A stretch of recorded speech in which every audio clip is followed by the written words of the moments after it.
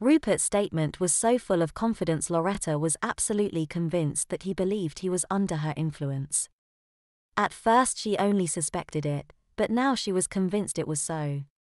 For whatever reason he believed she had pushed enough to protect him and was still doing so. She decided to leave it alone. Just making sure, Loretta said.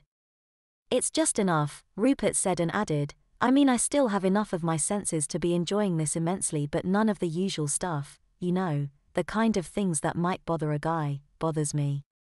It's great. Wonderful, Loretta said pulling into traffic. He was adorable looking. He was one of those guys that could transition well, no Adam's apple, long hair, smooth face, he had a lot going for him. Even now, if he had just a little more practice he would bring most people to his side with very little effort. With a little voice coaching the rest would follow easily. Loretta pulled into the parking lot of the family-style restaurant and they spent a moment transferring their purchases from the back seat to the trunk. Loretta also watched carefully how casual Rupert went through that casual process of stepping into public. He had left the car without hesitation. It wasn't just that, but it was how he left the car. Rupert was moving almost as if he'd had lessons on how to move as a girl. Loretta was becoming awestruck and amazed as they entered the restaurant. Loretta knew then what was happening and smiled. She reached out slowly and felt both of them just as the receptionist spoke. Good morning, ladies. Too, the young girl said cheerfully.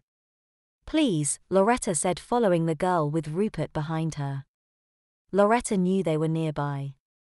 The other car, a rental, parked just a few stalls away, was still running. I think that's just about it, Henrietta said easing back against the seat of the car. Loretta's maternal great-grandmother wasn't so much speaking as enveloping her daughter Helen. I think you're right, Mother. He's very adorable and surprisingly confident. It really didn't take all that much. It actually didn't. All he really needs now is time, Helen said swirling about the interior of the car that Rosalind had rented. Hello, Rosalind said bringing her phone to her ear. It was Hilda, Helen's secretary.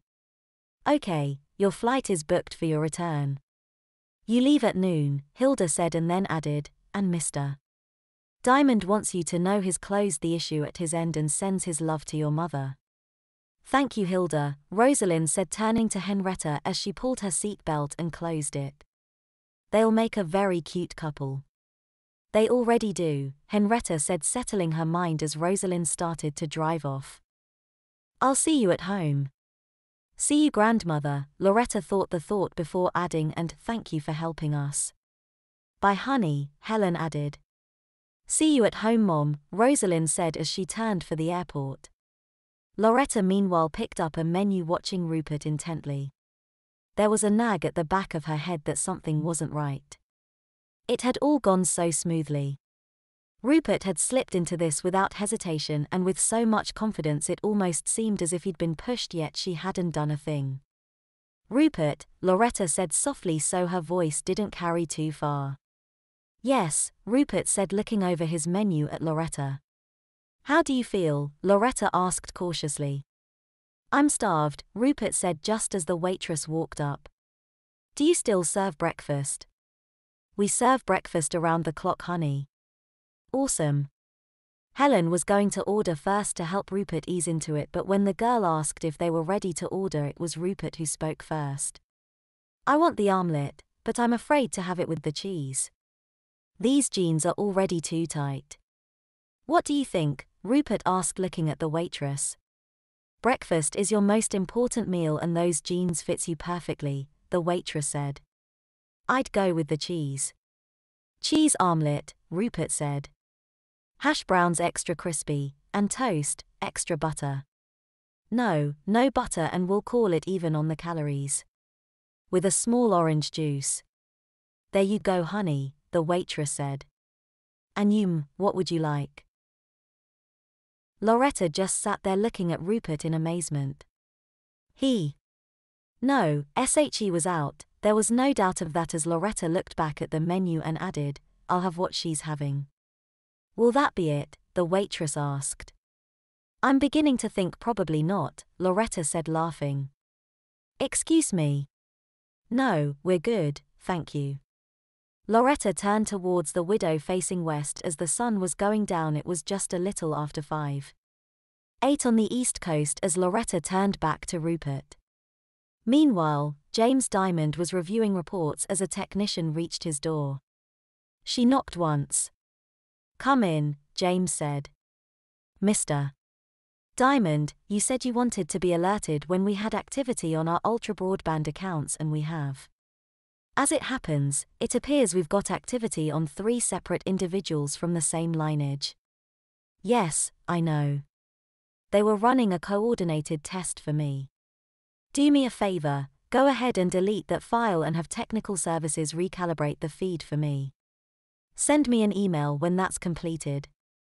Yes, sir, the technician said, turning to walk away. Jack smiled. He didn't need a record of what his ladies were doing since they were doing what he wanted them to do. Besides, he had an idea. Jack picked up his phone and punched in Bob Brickyard's number over at the FBI. It rang once. Hey Jack, what's up? Hi Bob, a while back you called about help with surveillance on your Kosovo mob connection with what's her name? Leonora. That's the one. The one you sent the flyer out on. Yes, that's her. What have you got? Bob asked. In the background on the flyer it noted that her brother, deceased, was often dressed as a girl. Yes. Odd as hell. Still processing that one, Jack. Something to do with the nanny. Hold on a second, let me get the file. Got it. Her name was Althea. She was a peasant from a small village south of Macedonia. Anyway, something to do with their beliefs. Not sure what it was all about, but they were superstitious enough to practice a ritual that made dressing young boys as girls a necessity to hid them from dark spirits searching for male children. Don't ask me why, because I don't know. How does that fit this Leonora character? Well, this Leonora, who was Eleonora when she was Kosovo by the way, played with her brother like he was a doll.